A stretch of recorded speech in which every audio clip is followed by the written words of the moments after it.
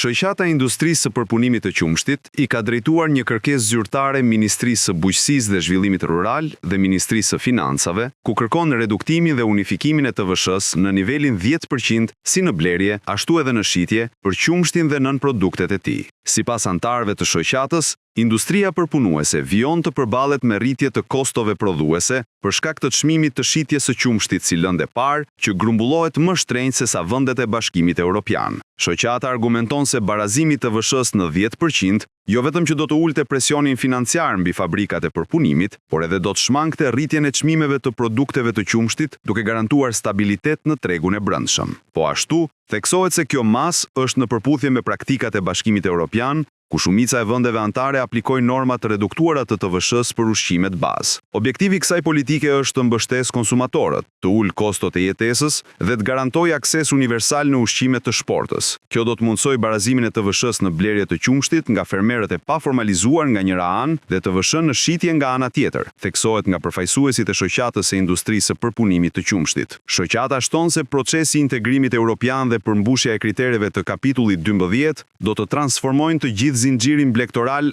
nga ferma në tavolinë, duke unifikuar standarde dhe hapur rrugën për hyrje në tregjet elitare të Bashkimit Evropian. Kategoria përfituese e kompensimit do të jenë fermerët të pajisur me NIPT, pra ata që do të shesin tek grumbulluesi, përpunuesi apo agroturizmet.